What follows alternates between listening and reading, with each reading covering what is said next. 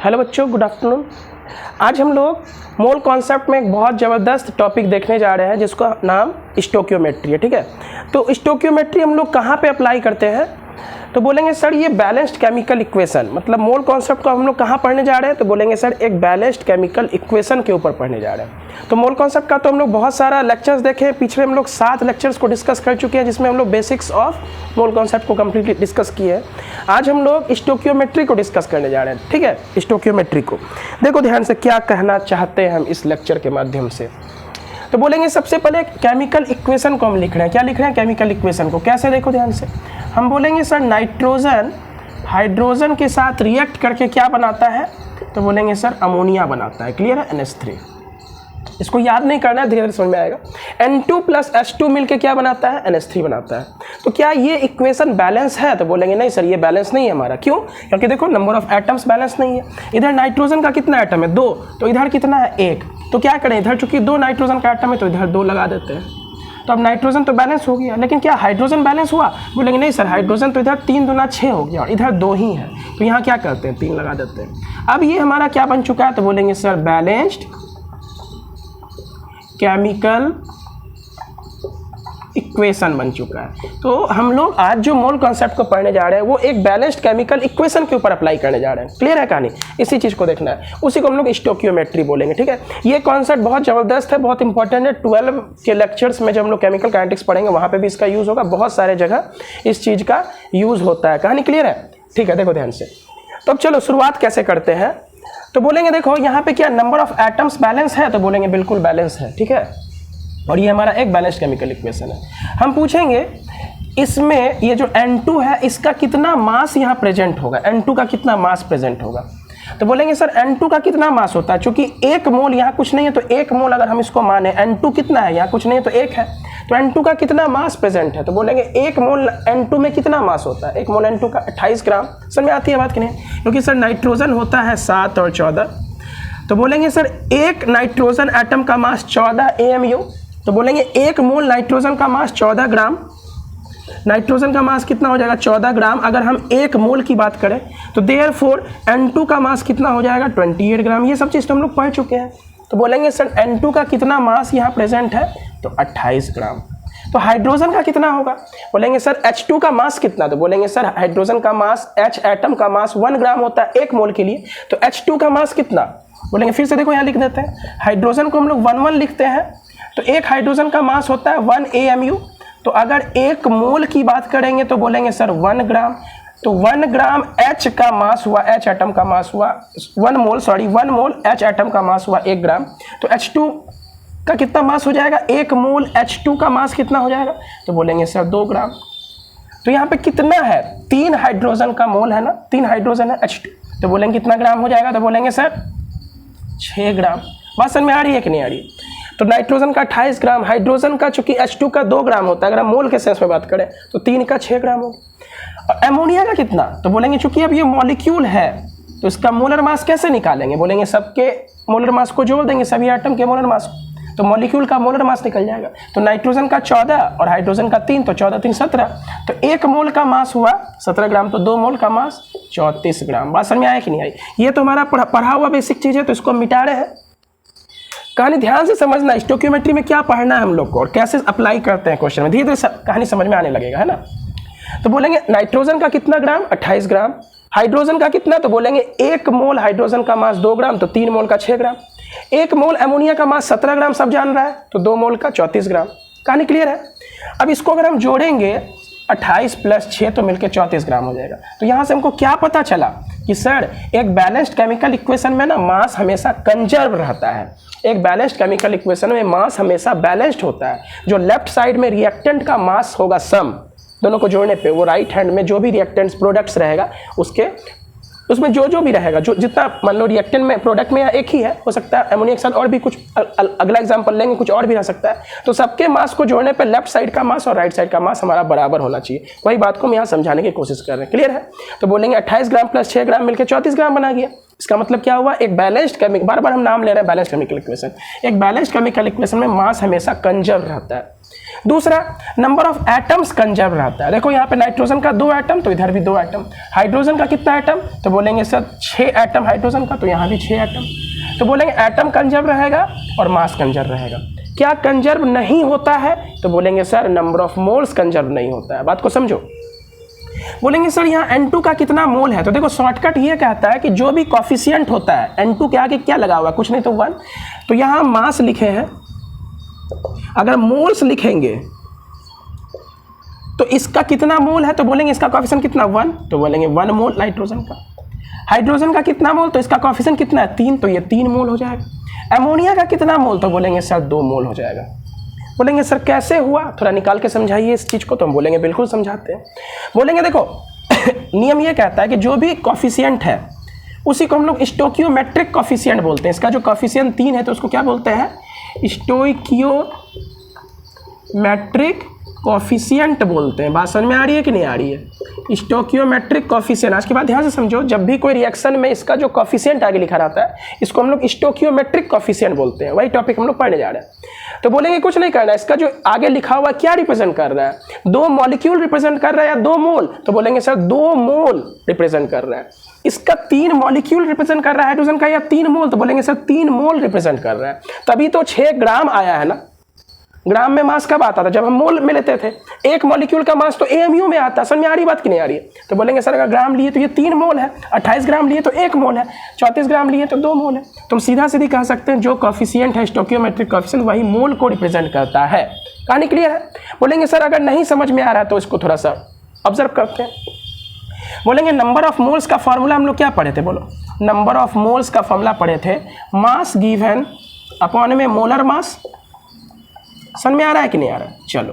तो बोलेंगे यहाँ कितना मास है नाइट्रोजन का 28 और मोलर मास कितना होता है 28, तो कितना मोल आएगा 1, तो देखो इसका 1 मोल। दूसरे तरह से पकड़ रहे हैं ना। अब बोलेंगे सर हाइड्रोजन के केस में कितना मास प्रेजेंट है हाइड्रोजन का, फॉर एग्जांपल, तो बोलेंगे सर 6 ग्राम। और हाइड्रोजन का मोलर मास होता कितना है H2 का 2 ग्राम, तो 6/2 करेंगे तो 3 आ जाएगा। देखो इसका 3 मोल आ गया। उसी प्रकार अमोनिया का कितना ग्राम है यहाँ पे, तो बोलेंगे मास 34 ग्राम और बोलेंगे मोलर मास अमोनिया का 17 ग्राम, तो 17 काटेंगे तो आएगा 2, तो देखो 2 मोल प्रेजेंट होगी। तो चाहे तो ऐसे निकाल लो या घुमा फिरा के सीधा सीधे हमको ये समझना है कि जो भी स्टोकियोमेट्रिक कॉफिशिएंट रहता है वो मोल्स को रिप्रेजेंट करता है। कहानी क्लियर। चलो यहाँ तक ठीक है, इसको नोट कर लो, धीरे धीरे आगे और बढ़ रहे हैं। देख लेते हैं वीडियो में सब कुछ स्पष्ट आ रहा है या नहीं आ रहा है। हाँ ठीक है सर, वेरी गुड। तो देखो ध्यान से हम क्या समझाना चाह रहे हैं आगे। हम बोलेंगे स्टोकियोमेट्री का सवाल बनाते समय सबसे पहला चीज हमको क्या करना है, तो जो भी मोल्स रहता है उसको लिख लेना। क्या करना है, जो मोल्स रहता है उसको लिख लेना है। और ध्यान से समझना है कि सर जब इस दोनों को जोड़ेंगे ना तो ये आ जाएगा, क्योंकि मास हमारा कंजर्व रहता है। क्या होता है बोलो, मास हमारा कंजर्व रहता है किसी भी बैलेंस्ड केमिकल इक्वेशन में। तो सर इसको जोड़ने पे ये भी तो आना चाहिए। बोलेंगे बिल्कुल नहीं, इसको जोड़ने पे ये कभी नहीं आता है, क्योंकि मोल तुम्हारा कंजर्व नहीं रहता है। Mole is not conserved. अब बोलोगे सर कंजर्व्ड का मतलब क्या हुआ, मतलब बैलेंस। दोनों साइड अनबैलेंस्ड रहता है मोल, मास हमेशा बैलेंस्ड रहेगा, नंबर ऑफ एटम्स बैलेंस रहेगा। इसमें 2 एटम है नाइट्रोजन का तो इधर 2 एटम, 6 एटम हाइड्रोजन का तो 6 एटम हाइड्रोजन का। एटम बैलेंस रहता है, मास बैलेंस रहता है, मोल बैलेंस नहीं रहता है। इस बात को आज के बाद ध्यान में एकदम बैठा लेना है दिमाग में। तो सब मोल्स का ही बैलेंस नहीं हो सकता। क्यों, अगर मोल बैलेंस हो तो देखो क्या नुकसान है। बोलेंगे सर दोनों को जोड़ने पे 34 ग्राम आना चाहिए। लेफ्ट साइड का अगर मास है 34 ग्राम तो राइट साइड का भी मास 34 ग्राम होना चाहिए। क्योंकि समझो हम कोई रिएक्शन कर रहे हैं, हम 28 ग्राम और 6 ग्राम यूज कर रहे हैं तो 34 ग्राम ही ना बनेगा, कि 34 ग्राम से ज़्यादा बन जाएगा, 100 ग्राम बन जाएगा। हम बोलेंगे सर हम 100 ग्राम चीनी ले रहे हैं, उसमें 100 ग्राम आटा मिला रहे हैं फॉर एग्जांपल, तो 200 ग्राम ही ना मेरा जो बनेगा वो 200 ग्राम ही ना होगा, या 500 ग्राम हो जाएगा। तो बोलेंगे तो मास तो कभी भी अनबैलेंस नहीं हो सकता है। तो उसी प्रकार अगर ये 28 ग्राम ले रहे हैं, इसका 6 ग्राम ले रहे हैं, तो ये कितना ग्राम हो रहा है, 34 ग्राम हो रहा है। लेकिन बात को समझो, मोल्स कभी भी बैलेंस नहीं हो सकता है, क्योंकि अगर मोल्स को बैलेंस करेंगे ना तो फिर मास अनबैलेंस्ड हो जाएगा। देखो कैसे, हम बोलेंगे अगर मोल को जोड़ते, इस दोनों को जोड़ते 1 + 3 तो कितना आना चाहिए था, 4 आना चाहिए था, 4।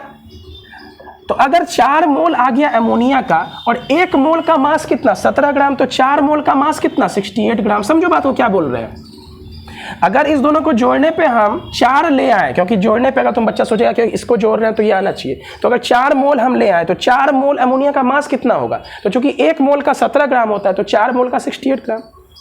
ठीक, इसका कितना है? इसका 1 मोल है तो 1 मोल का मास कितना? 28 ग्राम, जो कि लिख चुके हैं। 3 मोल का मास 6 ग्राम, तो 28 और 6 क्या 68 हो सकता है? बोलेंगे नहीं, ये गलत बात हो गया।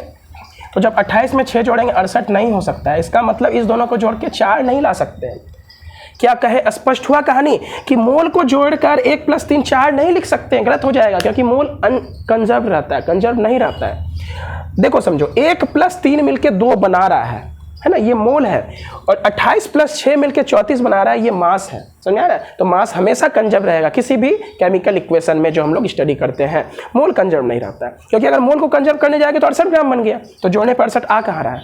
इसका मतलब अगर मोल को बैलेंस करने जाओगे तो मास कंजर्व हो जाएगा, जो कि नेचर के खिलाफ है। कहानी समझ में आ रही कि नहीं आ रही? केमिकल रिएक्शंस में स्पष्ट हुआ बात? तो बोलेंगे सर हमको आज के बाद ये समझना है कि ये जो कोएफिशिएंट है इसी को हम लोग स्टोकियोमेट्रिक कोएफिशिएंट बोलेंगे, यही नंबर ऑफ मोल्स को रिप्रेजेंट करता है। तो कोई भी इक्वेशन लिखने जाएंगे हमको क्या समझना है?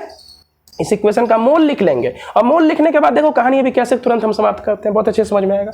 तो इस चीज़ को नोट कर लेना है यहाँ तक ध्यानपूर्वक, जो समझाए, जो चीज़ बोले हैं उसको सुन के लिख लेना है कॉपी में, ताकि हमेशा के लिए याद रहे, क्योंकि वीडियो देखने के बाद तो भूल जाएंगे। तो जो जो चीज़ अभी हम बताए कि सर मोल कभी भी कंजर्व नहीं रहेगा, mole is not conserve, mass is conserve रहता है। ठीक, दोनों को जोड़ने पे 4 नहीं होगा, जोड़ने पे 2 ही होगा, मतलब जोड़ना नहीं है, मतलब इसका 1 मोल इसका 3 मोल मिलके इसका 2 मोल बना रहा है। ठीक है, कहानी यहाँ तक क्लियर है?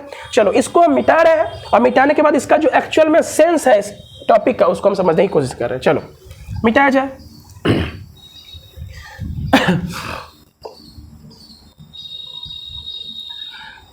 तो कहानी घूम फिर के कहाँ आया कि कोई भी इक्वेशन दिया रहेगा उसमें हमको n का वैल्यू लिख लेना। n का मतलब क्या? मोल्स। तो इसका कितना मोल है? तो जो स्टोकियोमेट्रिक कोएफिशिएंट है 1। इसका कितना मोल है? 3। इसका कितना मोल? 2। इसका मतलब क्या है पहले समझो। हम बोलेंगे इसका मतलब ये है कि 1 मोल ऑफ N2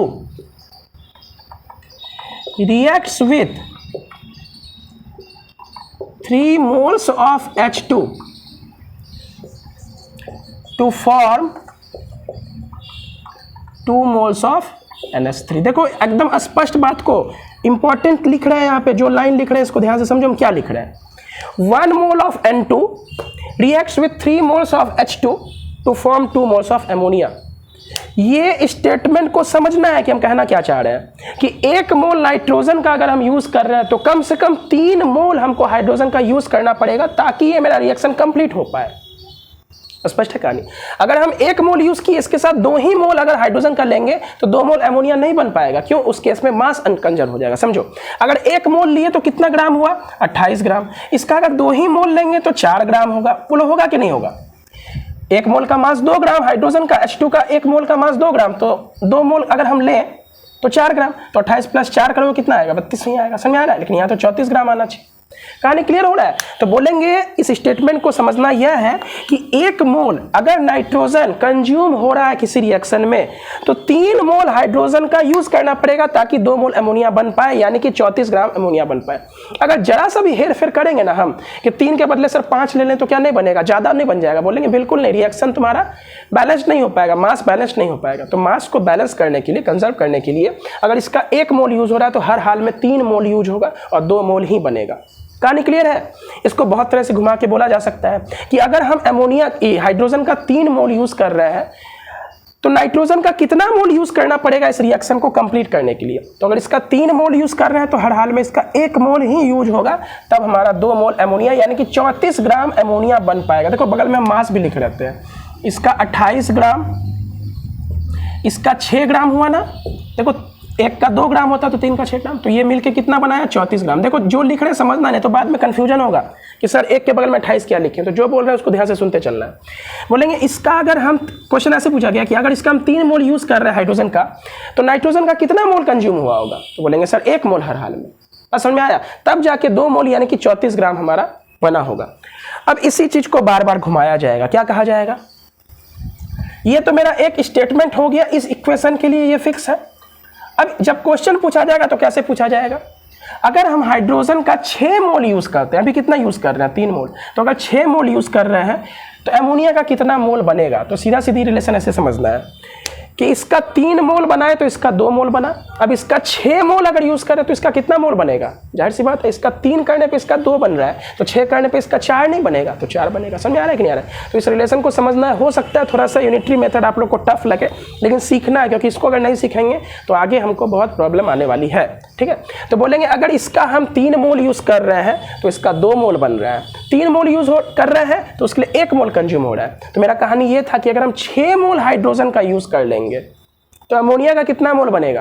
तो बोलेंगे सर अगर 3 से 6 जाने के लिए हमको 2 से मल्टीप्लाई करना पड़ा, तो 2 से आंसर लाने के लिए क्या करना पड़ेगा? 2 से मल्टीप्लाई करना पड़ेगा, इसका मतलब 4 मोल बनेगा। और इसका अगर 6 मोल यूज़ करेंगे तो उस केस में नाइट्रोजन का कितना मोल कंज्यूम हो जाएगा? तो बोलेंगे सर 3 के लिए 1 हो रहा था तो 6 के लिए 2 मोल कंज्यूम होगा। तो इसका मतलब हम इसको ऐसे भी लिख सकते हैं कि 2 मोल्स ऑफ N2, देयरफॉर हम कह सकते हैं 2 moles of N2 react with 6 moles of hydrogen to form 4 moles of NH3। देखो हो सकता है बिल्कुल कहानी समझ में नहीं आए, तो इसके लिए एफर्ट आप लोगों को लगाना पड़ेगा। हम तो अपना काम कर रहे हैं, यहाँ पर एफर्ट आपको लगाना पड़ेगा ताकि हम समझ पाए इस चीज़ को। और एक बार इस स्टेटमेंट को अगर समझ लिए तो कोई भी क्वेश्चन इसमें हमारा बन पाएगा, और जो प्रीवियसली हम लोग जो भी मोल कॉन्सेप्ट का लेक्चर्स पढ़े हैं वो और अच्छे से क्लियर हो जाएगा। तो ये समझना है 1 मोल 3 मोल के साथ कंबाइन करके 2 मोल बना रहा है, तो इसका 2 मोल कितने मोल के साथ कंबाइन करेगा? तो इसका 2 मोल इसके 6 मोल के साथ कंबाइन करेगा और कितना मोल बनाएगा? 4 मोल बनाएगा। वैसे लिखें 2 moles of N2 react with 6 moles of H2 to form 4 moles of ammonia.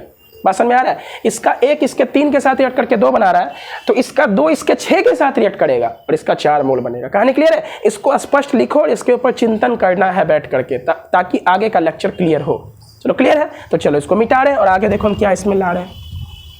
तो बोलेंगे कोई भी क्वेश्चन आएगा तो मोल लिख लेना है, मोल लिखने के बाद उसका जो स्टेटमेंट कह रहा है उसको डिकोड कर लेना है, तोड़ के समझ लेना है, फिर उसके ऊपर क्वेश्चन करना है। तो देखो ये क्वेश्चन जो लिखा हुआ है इसी के ऊपर देखो हम समझने की कोशिश करते हैं। अब क्वेश्चन इसमें हम क्या बना रहे हैं, ये एक बैलेंस्ड केमिकल इक्वेशन दिया हुआ है। हम तुमसे क्वेश्चन ये पूछ रहे हैं, if 28 gram of N2 is used in the above reaction,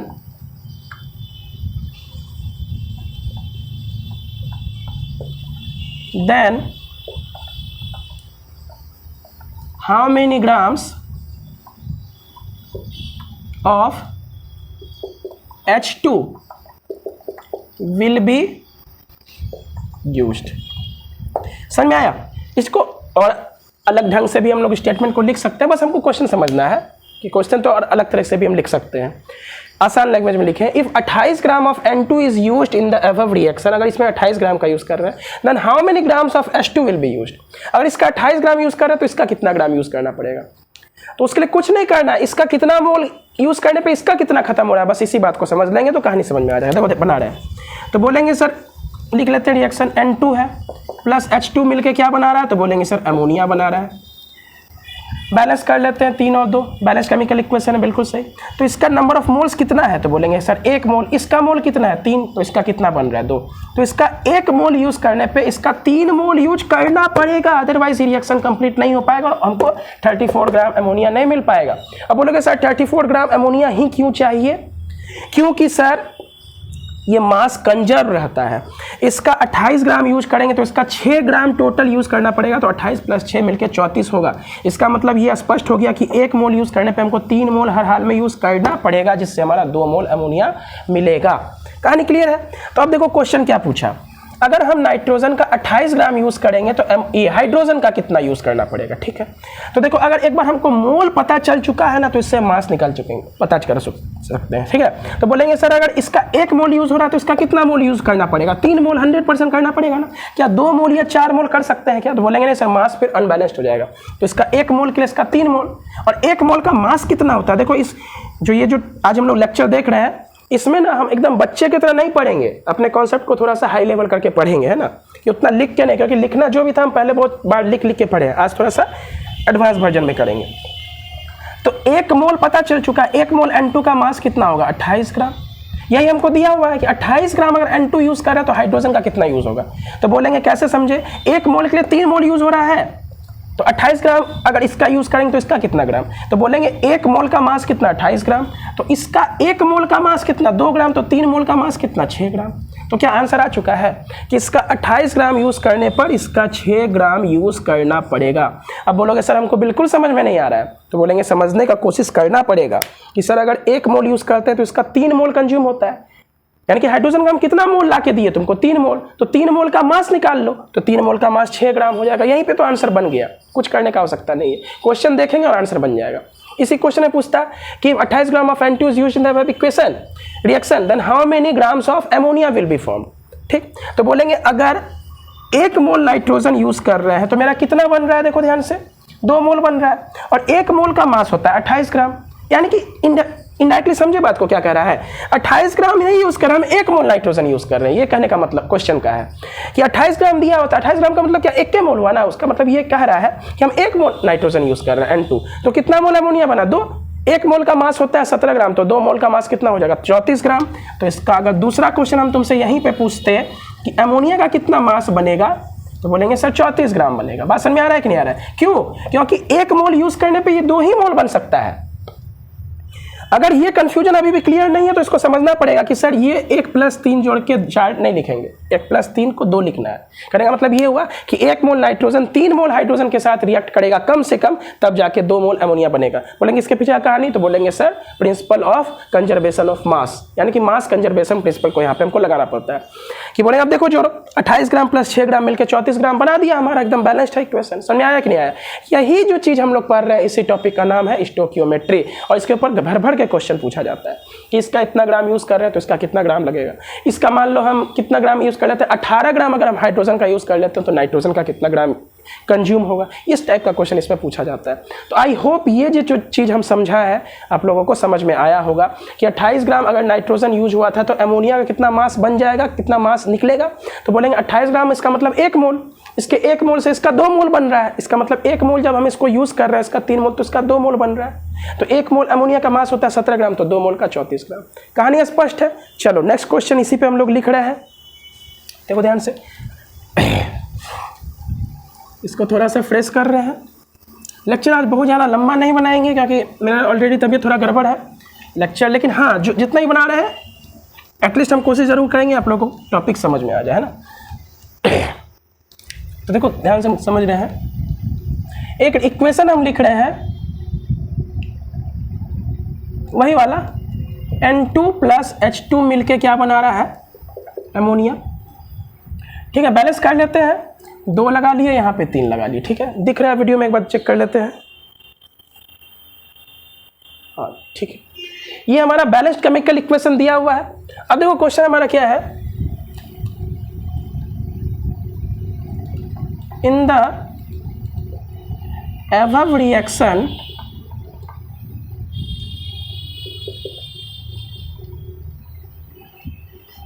if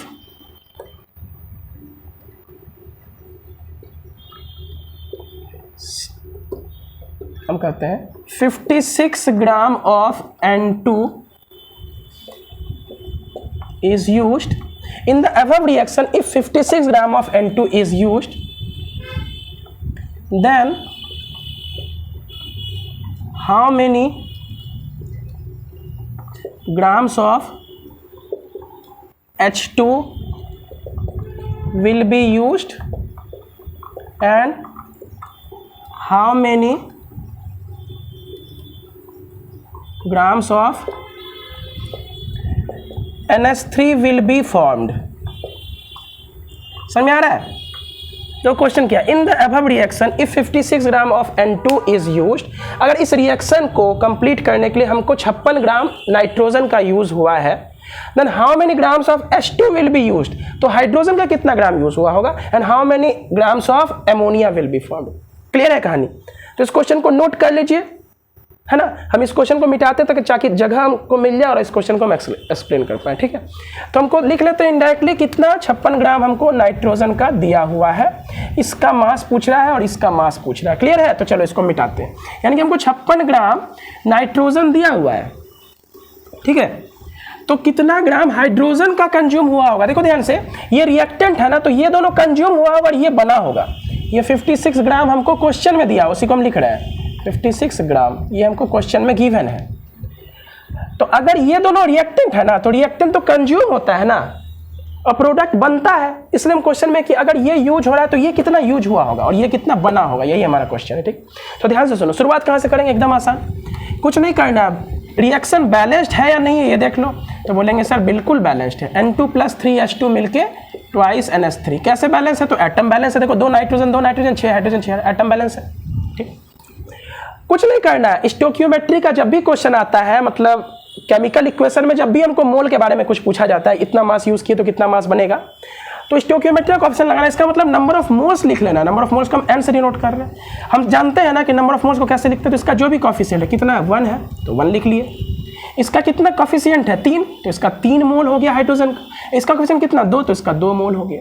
तो बोलेंगे सर ऐसे समझना है कि 1 मोल नाइट्रोजन रिएक्ट कर रहा है 3 मोल हाइड्रोजन के साथ, तो 2 मोल अमोनिया बन रहा है, जो कि पिछले क्वेश्चन में हम लोग बहुत डीपली समझ चुके थे, तो इसको लिखेंगे नहीं इस बार, है ना।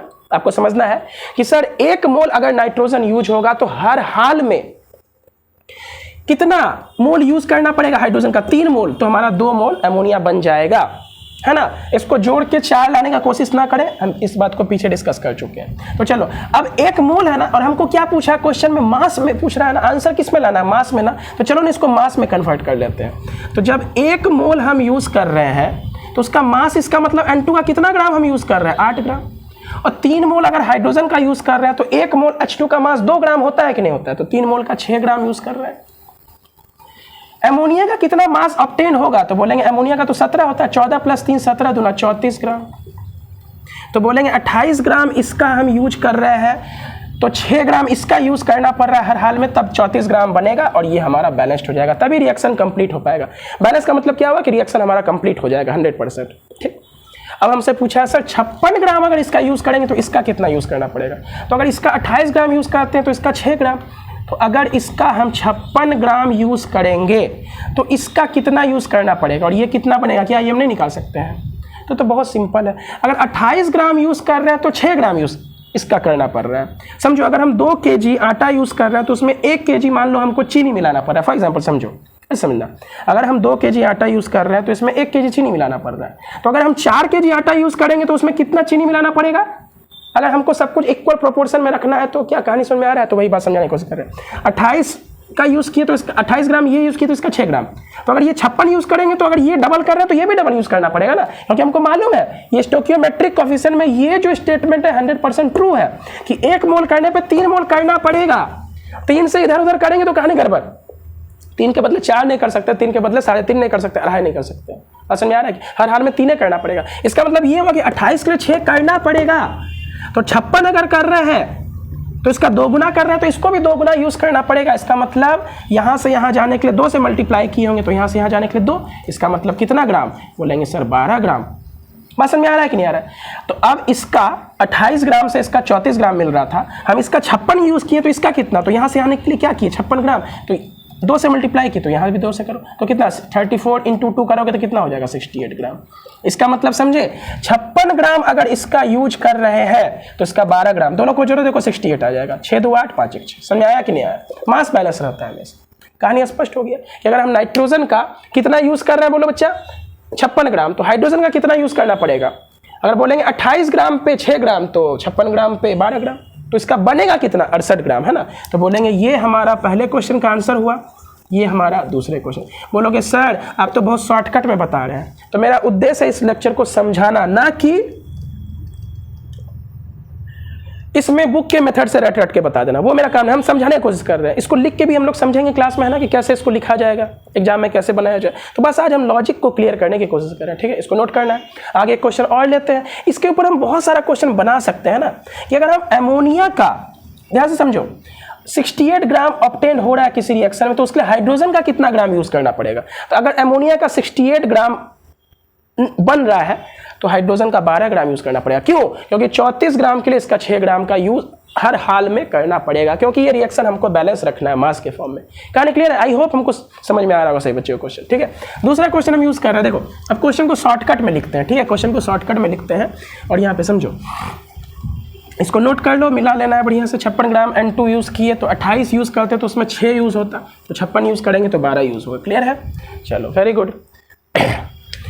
हम यूज़ कर रहे हैं, देखो ध्यान से, मीथेन है। मीथेन का हम क्या कर रहे हैं? कंबसन कर रहे हैं। कंबसन का मतलब क्या होता है? Reaction with oxygen. तो CH4 मीथेन हो गया, इसका रिएक्शन O2 के साथ कर रहे हैं, ऑक्सीजन के साथ, तो क्या बनेगा? CO2 plus water. ये बच्चे हम लोग पढ़े कंबसन रिएक्शन कि जब किसी चीज़ को जलाते हैं तो कार्बन डाइऑक्साइड और वाटर निकलता है। ठीक है, तो एक रिएक्शन आपको दिया हुआ, सोचने का जरूरत नहीं है।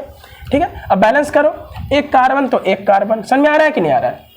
हाइड्रोजन कितना है बोलो? यहाँ पे 4 है, तो यहाँ पे अगर हम 2 लगा दें तो हाइड्रोजन 4 हो जाएगा। ऑक्सीजन कितना हो गया बोलो? 2 और 2 4, तो यहाँ 2 लगा देते हैं। अब चेक करो क्या ये रिएक्शन बैलेंस है कि नहीं है?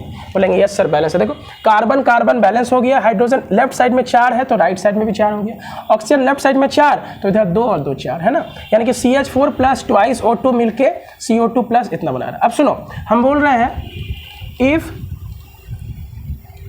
32 ग्राम ऑफ, थोड़ा सा क्वेश्चन को लेंदी कर रहे हैं, टफ कर रहे हैं ना। इफ 30, ये काम करो पहले और आसान करते हैं। If 16 gram of methane is burned then how many grams of CO2 will be form. देखो मोल कॉन्सेप्ट जो पढ़े हैं उसी का एप्लीकेशन पढ़ रहे हैं आज हम लोग। अगर देखा जाए तो ये कोई नया टॉपिक नहीं है, उससे इंटरेस्टिंग टॉपिक है, हमारा दिमाग और ज़्यादा तेज होगा इससे, है ना। इफ 16 ग्राम ऑफ, पहले 32 लिए तो 32 को थोड़ा सा इजी करके 16 लेते हैं, ठीक है। If 16 gram of methane is burned, मतलब इसको अगर जलाया गया, ये कंबसन प्रोसेस है। कैसा प्रोसेस है? कंबसन। मीथेन को जलाएंगे तो CO2 प्लस वाटर बनेगा, है ना, क्योंकि इसमें कार्बन है इसलिए CO2 निकल रहा है, ठीक।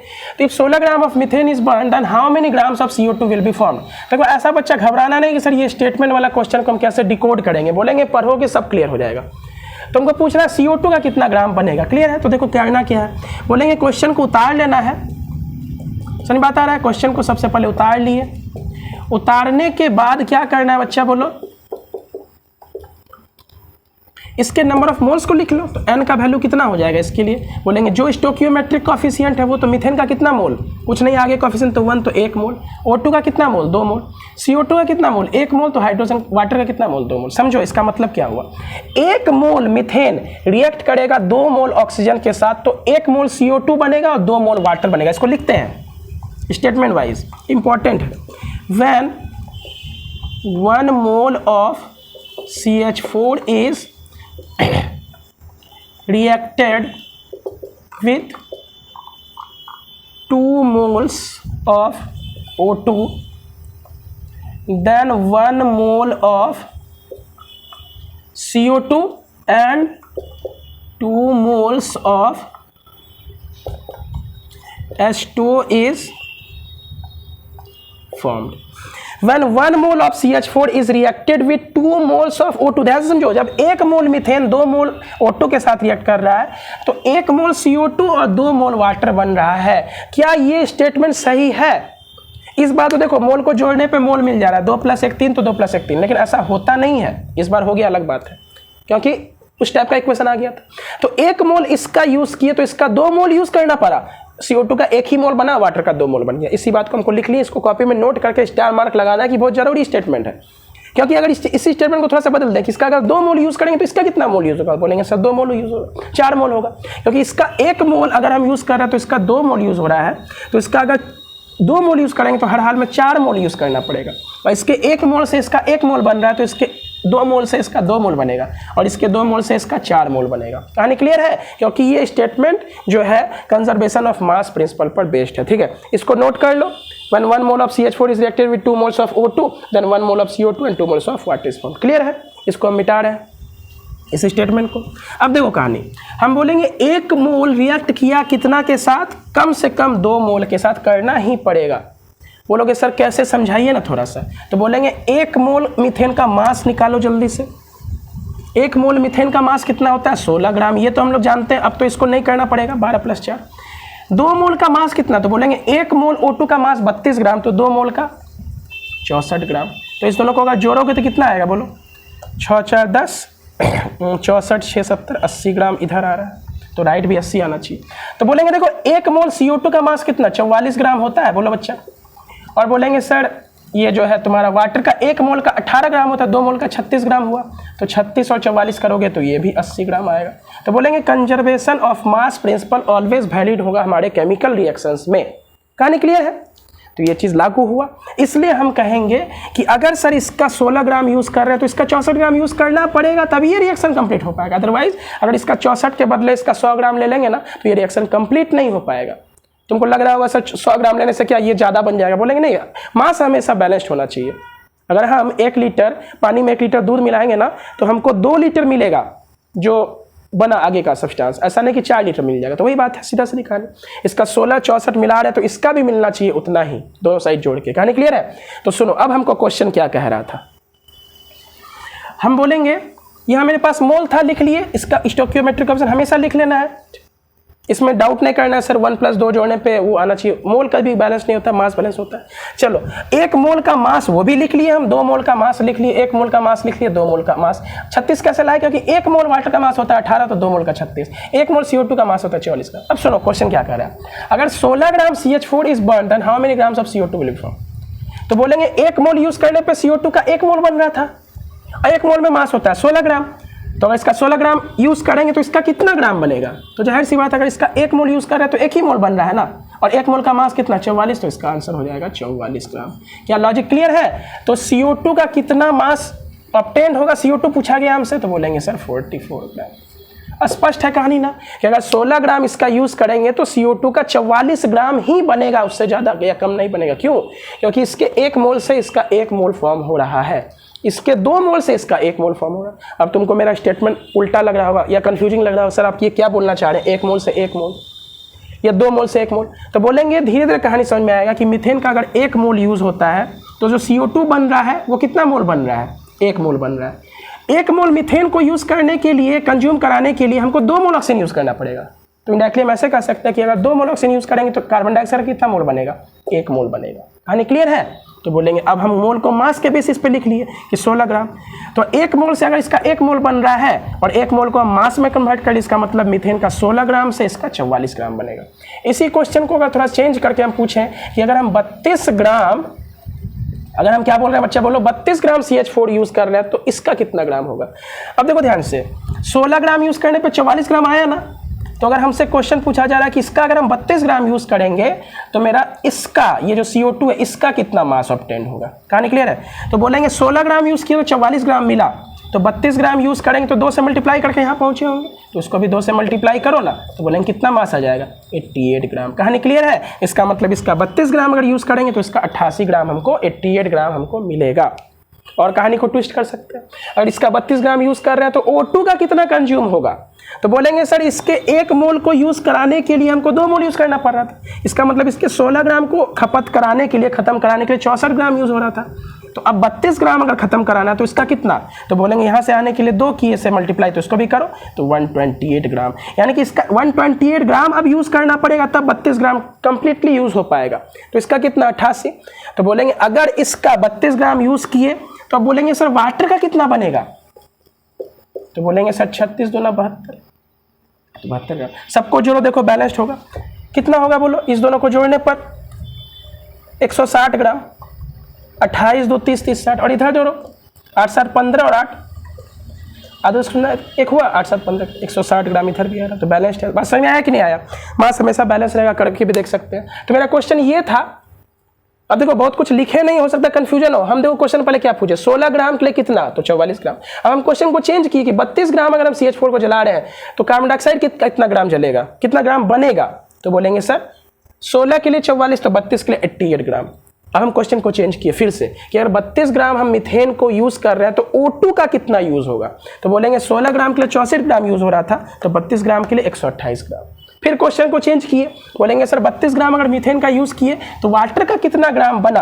तो बोलेंगे सर 16 ग्राम से इसका 36 ग्राम बन रहा था, तो इसका 32 ग्राम से इसका 72 ग्राम बनेगा। कहानी क्लियर है कि नहीं है? तो आज के लेक्चर के लिए बस हम इतना ही रखते हैं, बाकी हम लोग कल इस लेक्चर को आगे क्लास में कंटिन्यू करेंगे। आई होप समझ में आया होगा। Thank you.